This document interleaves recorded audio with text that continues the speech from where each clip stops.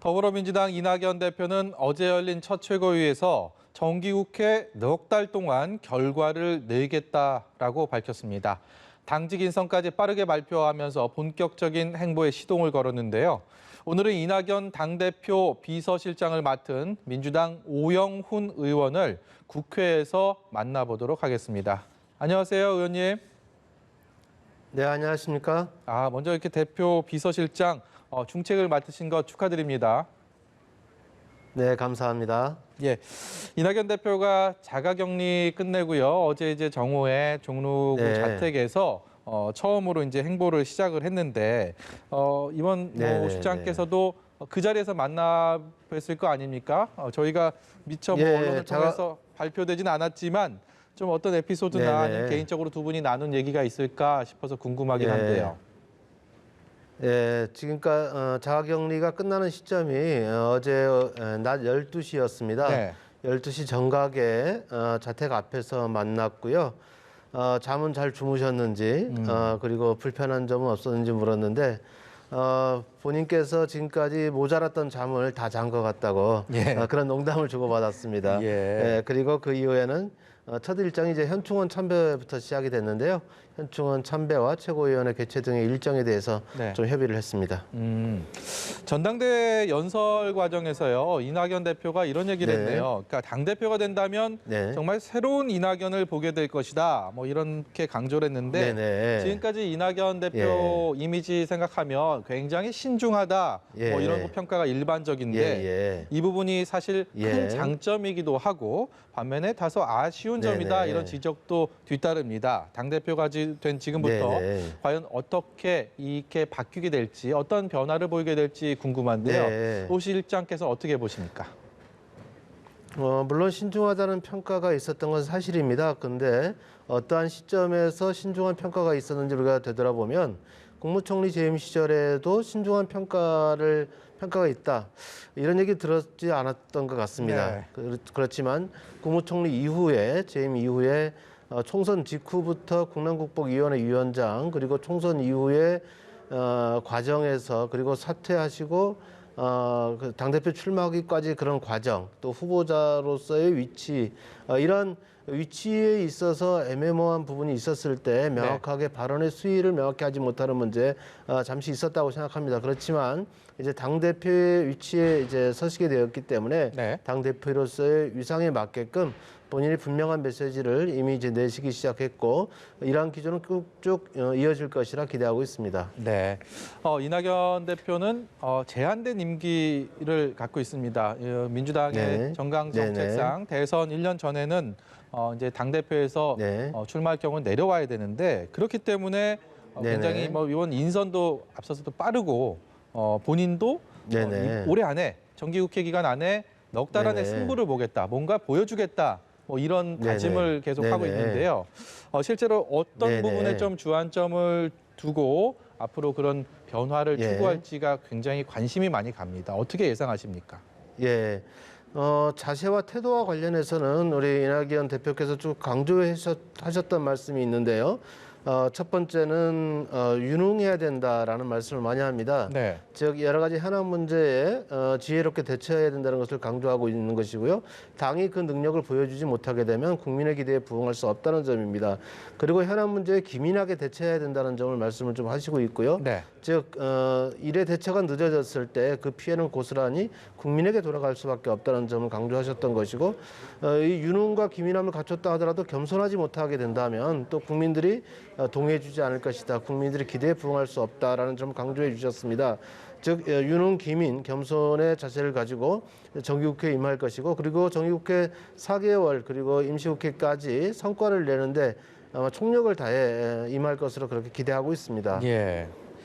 이번 전당대회 결과 보면 뭐 이낙연 대표, 이낙연 후보가 당시에 가장 유력하다라는 평가는 지배적이었지만 이 정도의 지지율을 끌어모을 것이다라는 예상을 크게 하긴 어려웠는데 특히 뭐 코로나19 검사도 하고 자가격리 기간도 있었기 때문에 그럼에도 불구하고 압도적인 당심을 이끌어낸 것 역시 분석을 해보면 이른바 민주당 내 강성 친문들의 압도적인 지지가 뒤따르지 않았나라는 평가가 지배적입니다.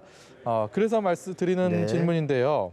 이제 이낙연 대표만의 어떤 확고한 또 지지층을 또 만들어내는 것도 중장기적인 과제가 아닐까 싶은데 여기에 대해서는 어떤 대책이나 전략들 갖고 계시는지도 궁금하거든요. 이번 그 선거 결과를 보시면 아시겠지만 대의원의 투표 성향, 득표율, 그리고 권리당원의 투표 성향과 투표율, 그리고 국민 여론조사를 통한 투표율의 차이를 볼 수가 있습니다. 그런데 이번 그 선거 결과의 내용은 대의원과 권리당원의 차이가 상당히 많이 나오고 있는 것이고요. 그런데 권리당원과 국민들의 여론은 비슷하게 형성이 되고 있다는 것을 확인하고 있습니다.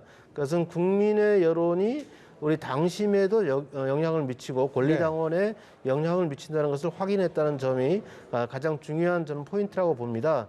그래서 국민의 목소리에 귀 기울이고 그리고 국민이 제시하고 있는 찾고 있는 그런 희망의 메시지를 정확히 전달하는 것, 그리고 어려움을 극복해내는 이러한 강력한 리더십에 기반한 본인의 정책을 추진해 나간다면 국민의 마음을 계속해서 얻어나갈 수 있다 생각합니다. 네, 우리 그 오영훈 의원께서 이낙연 대표랑 많이 친하시죠? 그래갖고 이제 비서실장까지 맡게 된 것으로 알고 있는데 앞으로 더 지근거리에서 이제 함께 보좌를 하게 될 텐데 이 비서실장으로서 이낙연 대표가 리더로서 참 많은 장점을 갖고 있지만 이 부분은 내가 가까이서 보니까 좀 더 변했으면 더 그 장점을 부각시킬 수 있겠다.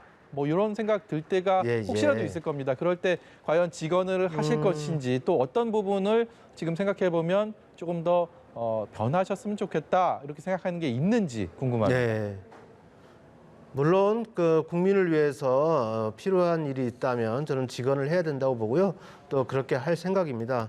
그리고 조금은 변해도 좋겠다는 생각을 한 점은 본인께서 대표께서 워낙에 책임의식이 강하시기 때문에 좀 무겁게 보이는 측면이 있습니다. 그리고 또 국민들께서 소통하는데 좀 어려움을 느끼시는 부분이 있는데 실제 가까이서 이야기를 해보시면 따뜻한 인간미를 좀 충분히 느낄 수 있는데 그러한 부분을 좀 더 쉽게 전달될 수 있도록 하는 노력을 좀 더 하셨으면 좋겠다는 생각을 하고 있습니다. 우리 오영훈 비서실장 앞으로 책임이 더 막중해 보입니다.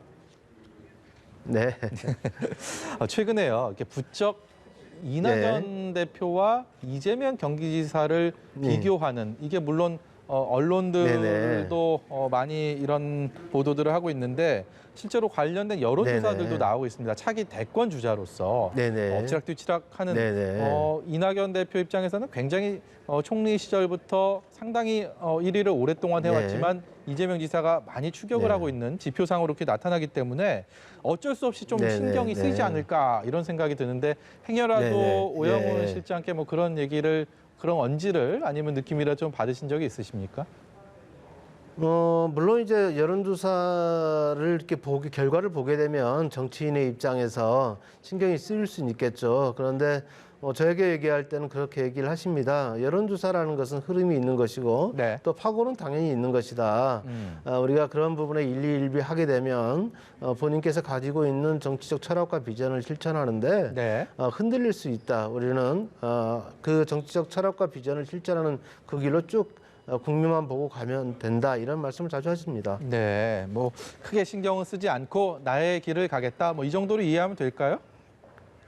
그렇죠. 지금 당대표로 또 취임을 하셨기 때문에 당대표의 위상과 역할에 맞게 지금 현재 코로나 위기 국난 극복의 사명을 저는 다해 나가면 된다고 생각을 합니다.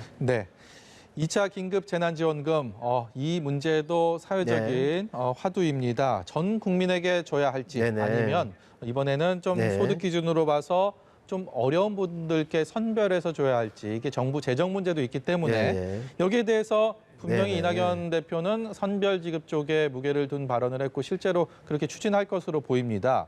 민주당 내에서도 여러 목소리가 나오고 있는데 오영훈 의원 생각은 좀 어떠세요? 저도 비슷한 생각이고요. 어려운 사람들에게 두텁게 지원해야 한다. 그리고 좀 맞춤형으로 지원해 줄 필요가 있다라고 생각을 합니다. 그게 실제 재난의 어려움을 겪고 있는 국민들에게나 그리고 또 현재 경제적 어려움을 겪고 있는 중소자영업자나 그리고 이제 그 양육 문제 때문에 어려움을 갖고 계신 분들 그리고 고용 취약계층들에게 저는 지원이 집중될 필요가 있다 이런 생각을 하고 있습니다. 네.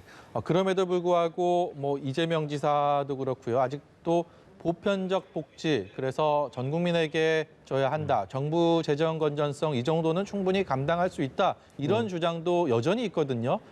결국은 근데 전 국민에게 준다는 게 보편적 복지라고 얘기하는 것은 다소 무리가 있는 주장이라고 보고요. 예. 어쨌든 모든 국민이 지금 어려움을 겪고 있는데 그 어려움을 최소화할 수 있는 방법은 저는 다양한 방법으로 접근할 수 있다고 봅니다. 그리고 당정청이 이 문제에 대해서 종합적인 민생 안정 대책을 마련하기 위해서 지금 준비하고 있는 것으로 알고 있습니다. 그런 과정을 통해서 국민의 기대에 부응하는 정책이 대안이 제시되지 않을까 기대하고 있습니다. 네. 오늘 이제 이번 21대 국회의 첫 정기국회가 막을 올렸습니다. 과연 이번 국회에서는 여야가 협치라는 그런 아름다운 결과를 계속 이어갈 수 있을지 아니면 평행선을 그을지 여러 관심을 모으고 있고 또 그런 기로에 놓여 있는데 우선요 이낙연 대표의 취임과 동시에 통합당에서 요구하고 나선 상임위의 재배분 이 문제에 대해서는 어떤 결과를 맺을 것으로 보고 계십니까? 글쎄요, 예측하기 쉽지는 않은데요. 이낙연 대표께서 생각하시는 부분은 그와 관련된 문제는 원구성과 관련된 협상의 문제이고, 그리고 그것은 양당의 원내대표 간에 협의를 진행해야 될 문제다. 그리고 여러 가지 목소리가 있는데 그 진위를 파악하는 문제도 우리 당의 원내대표께서 역할을 해주셔야 되고 또 원내대표 간 회담을 통해서 문제가 잘 풀려지기를 기대하고 있다는 점을 말씀드리고요. 원칙 있는 협치를 강조하셨다는 점을 말씀드리겠습니다. 그 말씀인즉슨 이제 와서 그 상임위를 재배분하거나 뭐 이런 부분들은 크게 정치적으로 어떤 손익을 따져봐도 그렇고요. 뭐 실현 가능성도 상당히 좀 낮다 이렇게 이해해도 될까요? 글쎄요, 뭐 지금 원칙이라는 부분에 대한 이해가 좀 필요한 것이고요. 그리고 저는 원칙이라는 것은 법과 제도에 대한 원칙을 제가 말씀을 드리는 것이고, 그리고 또 협치라는 것은 정치의 영역이고 또 정책 분야의 영역이 또 있을 수 있다고 생각을 합니다. 그런 과정에서 정책적인 분야에서 협치가 다양한 방식으로 진행될 수도 있다는 점을 말씀드리고 싶습니다. 네. 오영훈 의원님 마지막으로요. 전당대회 준비 과정에서부터 요직을 맡았고 지금도 당대표 비서실장으로 오르게 됐습니다. 어떤 다짐으로 앞으로 활동할 계획인지 묻고 오늘 인터뷰 마치도록 하겠습니다. 네, 모든 국민 여러분께서 코로나19로 인해서 많은 어려움을 겪고 있습니다. 이 어려움이 빨리 극복될 수 있도록 더불어민주당에서 최선을 다해서 역할하겠다는 말씀을 드리고요. 그리고 국민의 목소리를 더욱더 다양하게 들을 수 있도록 경청하는 능력을 더욱 키워나가겠다는 말씀 드리겠습니다. 감사합니다. 네, 오늘 이낙연 신임 민주당 당대표 비서실장을 맡은 오형훈 민주당 의원과 얘기 나눠봤습니다. 고맙습니다. 감사합니다.